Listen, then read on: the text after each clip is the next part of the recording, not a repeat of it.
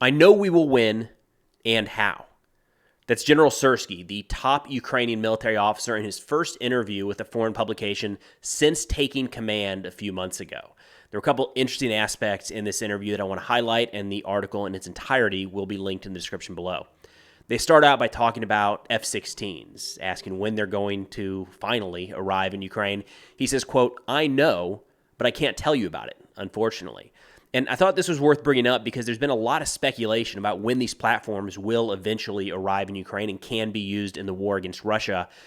Just a few weeks ago, we heard by the end of summer. Well, it's the end of July now, coming up on the end of July. So we got to think that sometime in the next few weeks, they should be available for Ukraine to use in this fight. And I think with a lot of these equipment deliveries, we assume that because the information isn't public, that maybe it's not known, or that maybe it's still in the works. The only important thing when it comes to any of these is that Ukraine knows when new capabilities are going to arrive on the battlefield so they can plan accordingly. And according to General Syrskyi here, they know exactly when F-16s are going to arrive and when they can put them into use. He says, quote, "When it comes to equipment, there's a ratio of 1-2 or 1-3 in their favor," talking about a Russian favor of equipment. Since 2022, the number of Russian tanks has doubled from 1,700 to 3,500.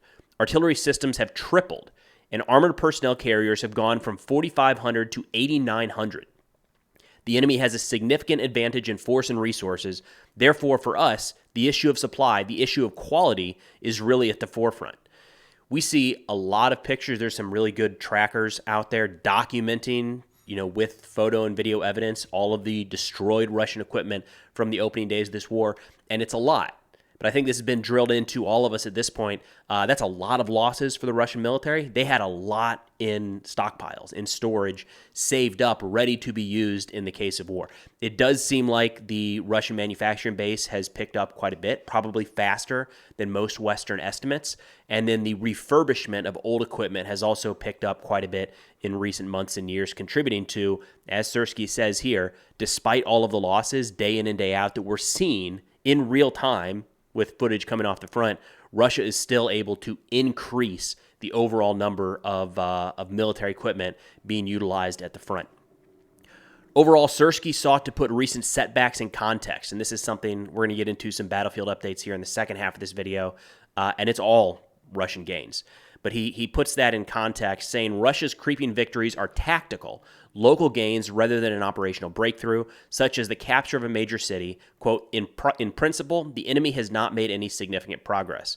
And this is one of those where you kind of have to balance like yes and no. Russia really has not made significant progress. It's small creeping gains, but at the same time, it's a lot more progress in recent weeks and months than we've seen in quite a while. So, by comparison to the rest of the war, it is a lot. By comparison of the entirety of Ukraine, it's not. And again, we'll dive into that in detail here shortly. He says the Kremlin's casualties were, quote, 3 times higher than Ukraine's, and even more in certain directions. Syrskyi said the number of killed is much bigger. He emphasized that in February, President Zelensky had said 31,000 Ukrainian service personnel had died since 2022. They asked if he could update that figure, and he declined, saying losses were sensitive and a topic that Moscow could exploit. This is another one that's really hard to dive into. We've heard these casualty figures, 5-1, 3-1, 2-1, whatever it might be. Ukraine has done a very, very good job. Really, both sides have done a very good job of keeping casualty figures under wraps. If you look at some of the more reliable data coming out of Russia at this point, it's having to dig through open source records of casualties and records of when they're sent to open source records of burials and obituaries, things like that. It's taking a lot of investigative work to even get the baseline figures. So it's always tough to take to take anything like this at face value, talking about 2, 3, 4, 6 times the number of casualties on one side or the other, just because on both sides, those numbers are still generally very, very unknown. He says it's important for us to save the lives of our soldiers. We don't defend ruins to the death. He said he was not willing to achieve goals at any cost or to chuck his men into, quote, futile meat assaults. Sometimes, however, it was necessary to move to more favorable positions. I think Syrskyi's gotten a lot of criticism for this in a couple different directions. Early in the war, he was viewed as somebody willing to sacrifice Ukrainian soldiers.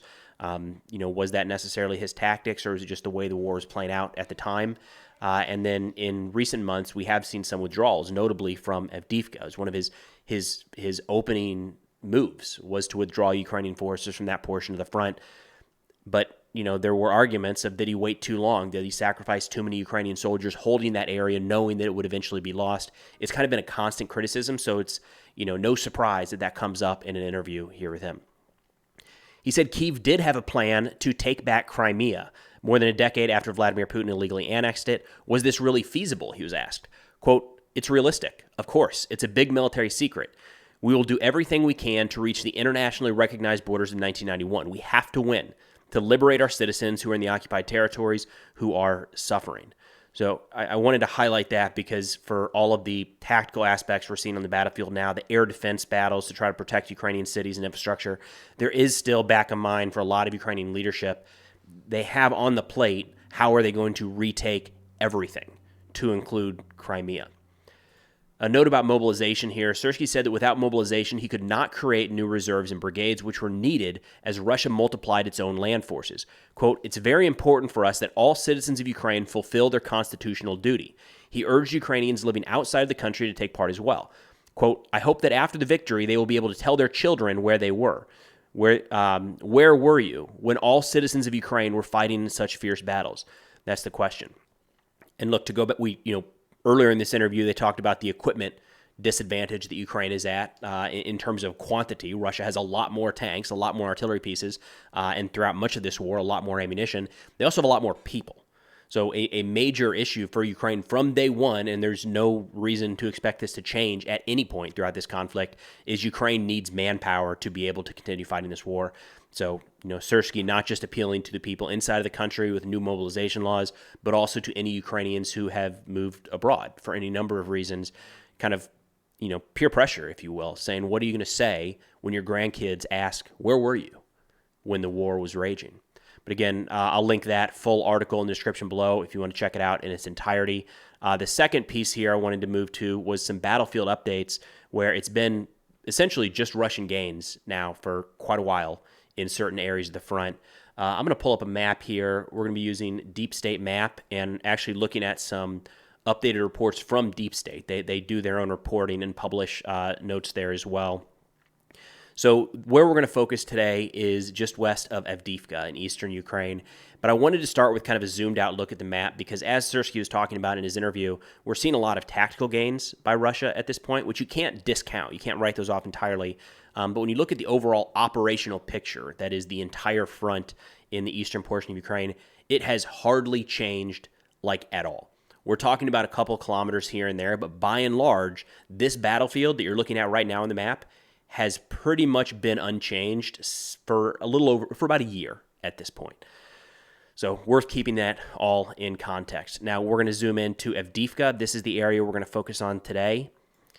Well, I say Avdiivka, but really Avdiivka fell a few months ago. It's right here. It was notable because it was right at the front of where Russia advanced in 2014. So that's meant that some of the fortifications in the Avdiivka area had been built for 10 years or so. So when Russia was able to move through Avdiivka at a pretty significant loss rate, there were concerns that the area to the west and the north would not be as heavily fortified and Russia could move through a little bit quicker. And it looks like that's what has happened. What I'm going to do here is on Deep State Map, you can choose specific days and kind of bounce back and forth. So we're going to go back to June 1st to give you an idea of what this looked like. And keep an eye here, kind of this western portion, and I'm going to click through to show just, again, it's not big jumps. It's not these operational breakthroughs that Syrskyi was saying are not happening because we have not seen that anywhere. But it is just kind of constant, continual, this is just the last 2 months, constant, continual progress by Russian forces, slowly but surely taking more and more territory, especially to the west and northwest of Avdiivka.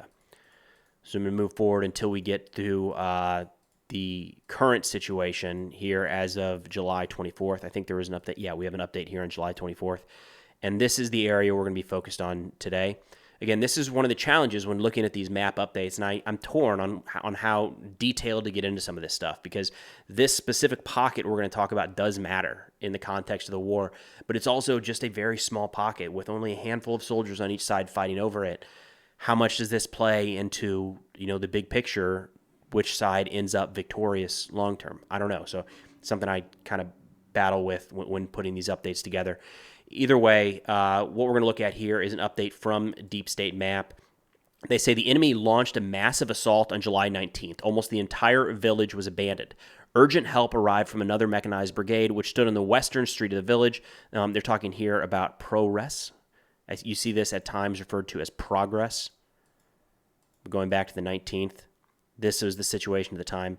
On July 20th, due to the lack of sufficient number of infantry, its forces had to withdraw. So Ukraine had to withdraw from this village. They say a major goal of Russia in this direction is to cut the Pokrovsk, excuse my pronunciation here, Kostanivka highway. So if we zoom out a little bit, looking at what they might be aiming to do, that's this highway here.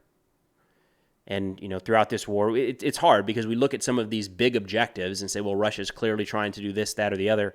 Like, yes, that would be a positive for Russia if they're able to cut that line of supply, a major route moving between kind of eastern and northeastern Ukraine.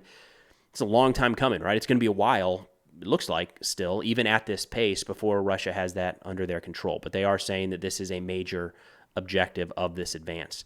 So moving back into the area that we're looking at here, they say the enemy is trying to surround part of the grouping of the defense forces near Progress, again, kind of pronounced both ways. Move back up to the current situation as it sits. They say, as of now, there is no order to withdraw. The operational and tactical situation became critical over the weekend due to the chaotic departure of one of the infantry brigades. They say the 47th Mechanized, which came to the rescue, could not restrain the enemy, and they were outnumbered.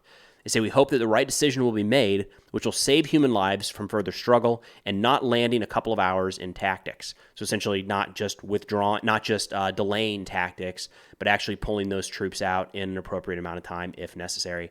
They say they added, too, that the enemy is now infiltrating Vovch, again, apologies in the pronunciation here, just to the south, in order to resume the assault in the village tomorrow. They say these actions create a number of additional problems to further defense. So, of course, the most notable concern here is this little pocket. You would imagine the Ukrainian forces are going to withdraw from that soon or risk being cut off. But again, to zoom back out, there has been a significant amount of progress west of Avdiivka just in the last few months. It's, again, big picture, zooming all the way out to the overall front. It's not a lot. It's very, very slow, all things considered. But related to other aspects of the war, and just a few months ago, it is relatively fast. So it's something you kind of have to balance when looking at any of these updates. I will also link the Deep State Map tool here in the description below if you want to check that out, along with the General Syrskyi interview and our Substack called Between the Lines. We just talked about kind of the impact of the Houthi strikes in Israel and the Israeli response a couple days ago. Talk about Israel, Ukraine, Russia, China, a bunch of stuff, terrorism that I think are interesting. Of course, that's down in the description below as well. But thanks for watching, and I'll see y'all next time.